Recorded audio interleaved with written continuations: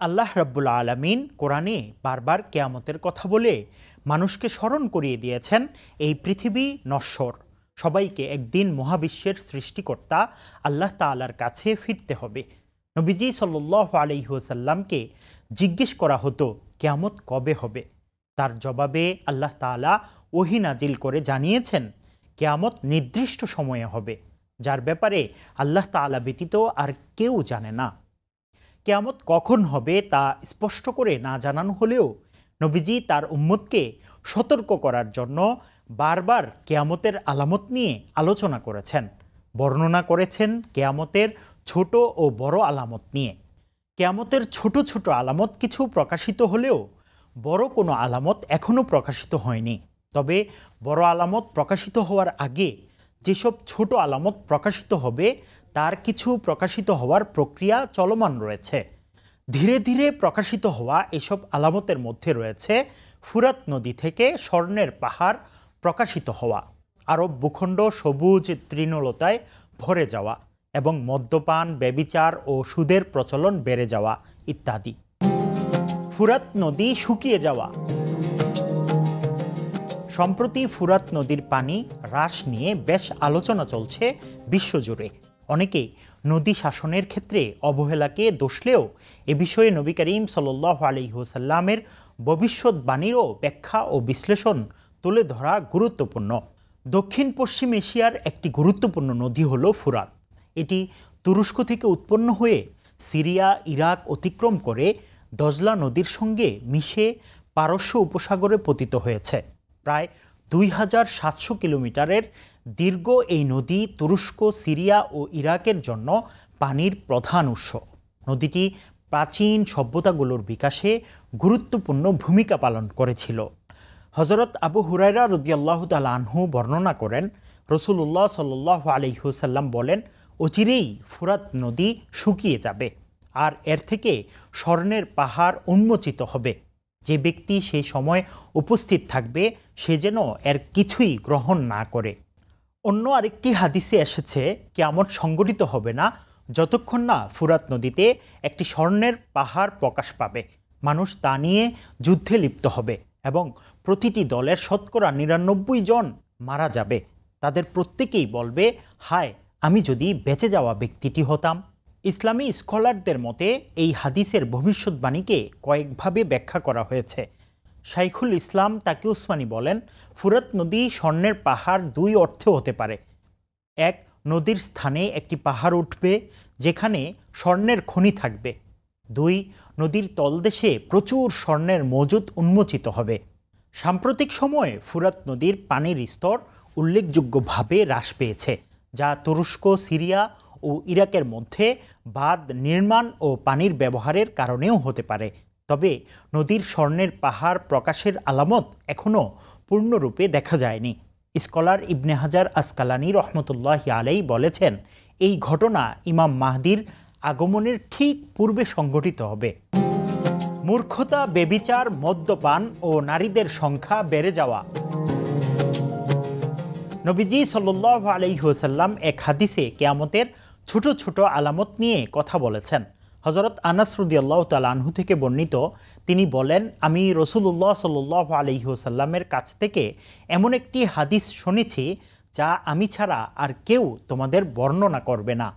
তিনি বলেন, মিন আশরাতিস সাআতি আন ইয়াজহারাল জাহলু ওয়া ইয়াকিল্লাল ইলমু ওয়া ইয়াজহারাজ জিনা ওয়া তুশরাবাল খামরু ওয়া ইয়াকিল্লার রিজালু ওয়া ইয়াকসুরান নিসাউ হাত্তা ইয়াকুনাল 50 ইমরাআতান কাইয়িমুহুন্না রাজুলুন ওয়াহিদুন।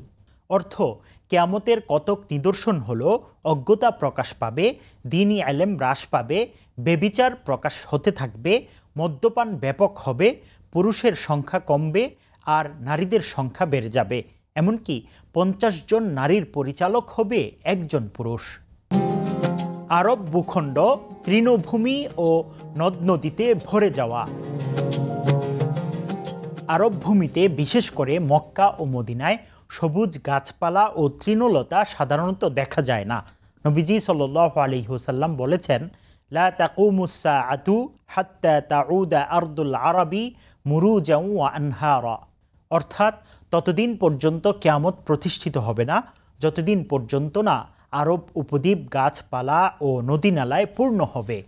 2023 সালে সৌদি আরবে অর্থাৎ মক্কা মদিনার পাহাড় পর্বতের অবিশ্বাস্য কিছু ছবি নেট দুনিয়ায় ছড়িয়ে পড়ে, যেখানে দেখা যায় মক্কা ও মদিনার কিছু অঞ্চল সবুজ ঘাসে ভরে গেছে।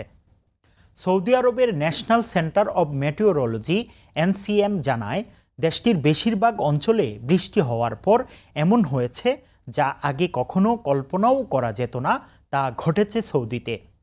এছাড়াও আরও কিছু আলামতের কথা হাদিসে উল্লেখ করা আছে যা ধীরে ধীরে প্রকাশিত হচ্ছে। আমানতদারিতা না থাকা। আমানতদারিতা ক্ষুণ্ণ হওয়ার একটা উদাহরণ হচ্ছে যে ব্যক্তি যে দায়িত্ব পালনের যোগ্য নয় তাকে সেই দায়িত্ব প্রদান করা। সুদ ছড়িয়ে পড়া।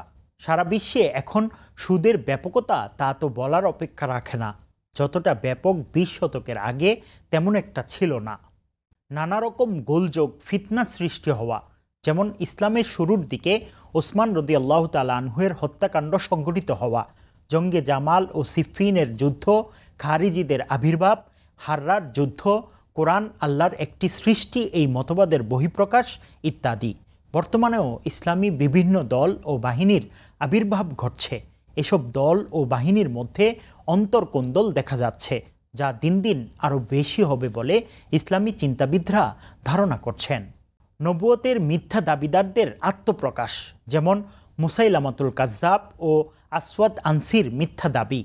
সবশেষ ভারতীয় উপমহাদেশে গোলাম আহমদ কাদিয়ানির মিথ্যা নবুয়ত দাবি নিয়ে ব্যাপক প্রতিক্রিয়ার সৃষ্টি করে, যার রেশ এখনও রয়ে গেছে।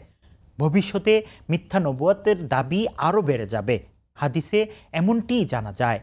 মানুষের আকৃতি রূপান্তর। ভূমিধস ও আকাশ থেকে পাথর পড়া কিয়ামতের ছোট আলামতগুলোর অংশ। বর্তমানে হরমোনাল রিপ্লেসমেন্ট সার্জারি করে বিশ্বব্যাপী ছেলে থেকে মেয়ে ও মেয়ে থেকে ছেলে হওয়ার প্রবণতা দেখা যাচ্ছে, যা ভবিষ্যতে আরও ব্যাপক হবে বলে ধারণা করা হচ্ছে। কিয়ামতের আগে কাপড় পরিহিতা সত্ত্বেও উলঙ্গ এমন নারীদের বহিঃপ্রকাশ ঘটবে বলে হাদিসে বলা আছে।